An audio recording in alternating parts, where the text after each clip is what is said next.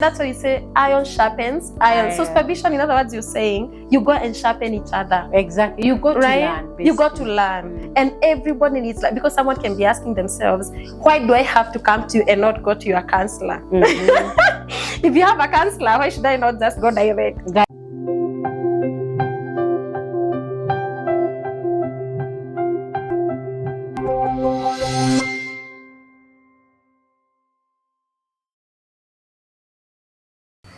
Hi, we are back again. And as we said, as a counselor, you need a supervisor. Even in Kikuyu, we say, even the person who knows how to shave the hair, the best, they don't know how to shave themselves. I don't know how to put that. And also, if you are a pastor, you need someone to talk to. It is a form of self-care. So in other words, we are here. If you're a counselor, if you're a pastor, or even if you're a person who helps other people, it is important to realize that you also need someone to help you, or you also need ways to take care of that person who is taking care of other people. And that's why we say you cannot draw from an empty cup. If you're always giving, you are not having someone who puts something in you, or you're not putting yourself in a situation where you can feel that cup that you're drawing from. At one time, you'll be frustrated with what you do. You'll be disappointed. You'll have soaked a lot of people's pain and tears, and you'll have no life of your own. So I still have my guest with me, and she's going to be telling us, like, how do you take care of yourself as a pastor, or as a counselor, or as a person out there who is helping other people. So Anne, karibu tena. Asante This is sana. Kenya. Welcome back. So Thank you. How do you help? How can a pastor? How can me and you as counselors? Yes. How can you help ourselves? How can a pastor who is losing people? And they also have, you can be burying Christians, but you're also losing your own people. How do you bring your life together? How do you take care of yourself as you take care of others? How do you feel that cup that you're drawing from? And exactly. Yeah. So that is a very important bit to consider, because this helper, either a counselor, a pastor, maybe even with our Muslim brothers, the person in charge, the sheikh, or even with other helping professions, like even nursing, medical field, the doctors, our security people, the police, people dealing with the people, they need that. They need the help, because you can have what we call now the burnout. It can be burnout, and it can really be dangerous. In fact, we talk about vicarious, like in trauma, we talk about vicarious trauma, whereby you are traumatized because you either helped, or you witnessed, or you dealt with these people who had the trauma. So you get a vicarious one. So that vicarious trauma, sometimes it will have the same symptoms with the real, like the first one, the primary one. Now, so that's very important to consider. Even when we are talking about the whole business of loss and grief counselor, who counsels the counselor, who pastors the pastor. Very important. So number one, we said that the pastor or the counselor will also need therapy. Personal therapy, where you go for a session, you take your issues, not now the issues of the client, but you take your issues. You've mentioned somewhere, maybe you're also losing your person. So, and that one can keep on coming up in the sessions if you haven't, if you are not helped. And by the way, probably we can ask ourselves, why do I need to see counselor for my own personal issues? Number one and major, it's because during my therapist, when I'm helping the client, my own issues can keep coming up. And whatever the client is sharing, they can keep reminding me. You remember counter-transference? Counter-transference. So I'll keep on seeing the client from the point of view of myself. You see? So that is why I also, and so I'll not be effective. So that is why I need therapy. I go and talk to a counselor. I do myself. Go to take my issues, so that now even I'm helping, not just probably dealt with my issues. I may not have dealt with everything, but I'm at least aware. Exactly. I'm aware I'm also suffering guilt, I'm suffering grief, but this is now my client. I'll not bring in my issues here. So that is one way, personal therapy. The other way, maybe before you go to the maybe to another way, I'm looking at a counselor who has a teenager. Yes. And then a parent comes with a teenager and they tell you that this one has aborted 10 times. This one drinks for 5 years and I have never known. As a pastor. So in your head, you'll be like, guy, you know, Angu. What's happening to you? See, now instead of helping, you react. Yes. You know? Yes. Also, at the same time, you can be dealing with someone with a troubled marriage, but yours is not settled either. So that's why, as you're saying, have a supervisor who, at some point, because I always see supervision is if you have a Coca-Cola soda. Sinakuanga na label juu. It's only those people who are outside that Coca-Cola bottle can see what is on the label. Yes. So wewe uko kwa maisha yako ndani. But you need someone who is objective. Yes. Who can see that label. Because every person thinks they are good. They think they are competent. They think they are doing well. But you need someone who tells you, I think the way you are thinking about this is not right. And sometimes that person is not you. So as you're saying, therapy is very important. Very important. And maybe while we are at it, so that again we don't miss that point. Now this, you've mentioned supervision, but as you remember, supervision and therapy are a bit different.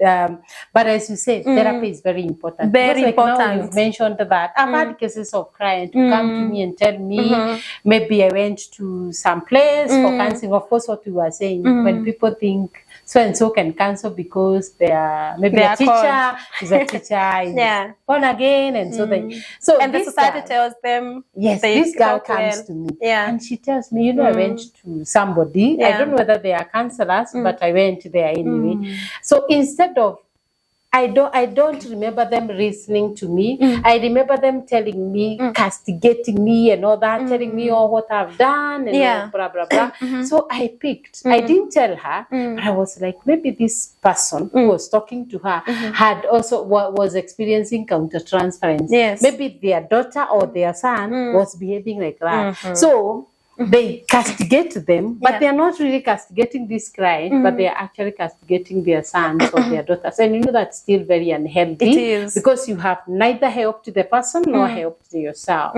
So that's why you need to go for therapy, so you work on yourself, work on those things, so that even a client comes to me and they are going through exactly either what I'm going through or what I had just gone through. I'll not say, by the way, even me.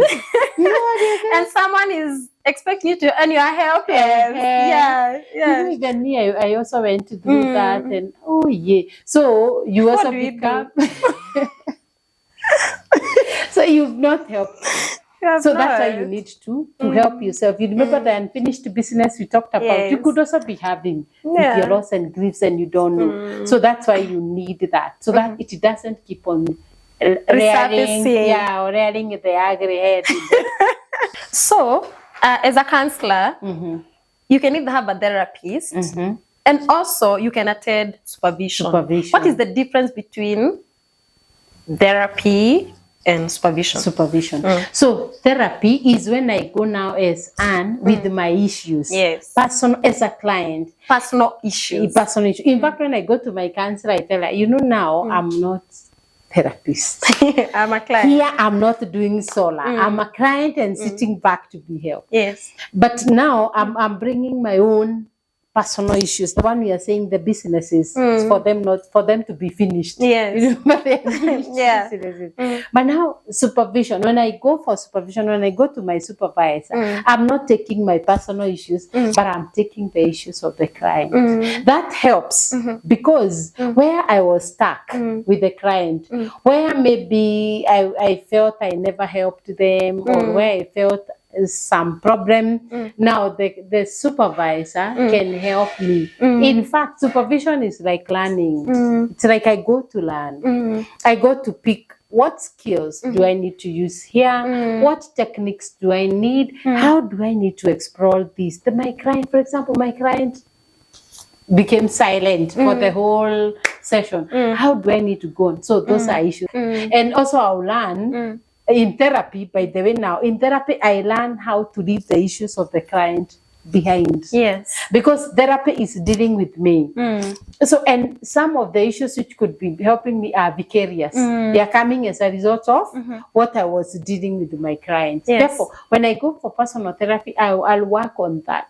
Personal therapy, I mean, I'll work on the unfinished business. Yeah. I'll work on those issues which I was carrying, the client issues, such that even when I go home, I either keep on getting disturbed because of what I did. So therapy, that's now the difference. I hope our viewers have got the difference between personal therapy and personal supervision. And supervision, by the way, you can go as a group to share costs. You can invite us to our supervision, the one that you usually have every month. Yeah, just we normally have every month, even at Thika Town. You call our numbers, which are on the screen now. If you're living around Thika, we have always a very powerful counselor supervision every, is it the third? Yeah. Saturday of the month, but we communicate. This month, is it on the 27th or? Yeah, the last no, it happened. So we are like next month. Now, next month, it will be Which there. date? I can't remember. Yeah, we can always remind them. We remind them, yes. In our next session, they can call them. Actually. They can even call our numbers. Yes. We can get... And we're able to fix them in our supervision group in Thika. We have a powerful one, a group supervision every month. We are now 1 year and we've been doing it. Yeah, I also do personal supervision to some other counselors again. So this is very important. I go for supervision, but it's very important to say that. Personally, I'm a counselor supervisor. I go for supervision and I also supervise counselors. So I also have my group sessions, individual counselors who come for supervision now to me. So you can imagine if I'm not doing anything to myself. Yes. You see, I'm getting issues from counselors about their clients. Yeah. In fact, this morning I attended one counselor with a case of supervision. And I'm also getting counselors coming for personal therapy. Yeah. And I'm also getting now my clients to come for personal therapy. Imagine if I don't. You have all that, but you don't improve yourself. Yes. Me, I see supervision as a way whereby, you are living in a cross-cultural world. Yes. Like I have some clients I see from the United States online. Yes. Sometimes you have to understand from another client who lives in the US, how is the setting? What are the issues that affect you there? Because now you don't only counsel people you live around. There's a counselor who is counseling people who their culture is very different from what you know, right? Yeah. Your professors were not the same professors who taught them. The way they use their techniques, it is not the way you use your. Yes. And that's why you say iron sharpens iron. So supervision, in other words, you're saying you go and sharpen each other. Exactly. You go to learn. Basically. You got to learn. And everybody needs, like, because someone can be asking themselves, why do I have to come to you and not go to your counselor? If you have a counselor, why should I not just go direct to your counselor, you know? Because all counselors work the same. But what you are saying is that you need someone to see you from an objective point of view. So even if you go to Anne, she will counsel you the way her counselor will counsel you. Because it's about objectivity. Someone seeing your life from what you can't see yourself.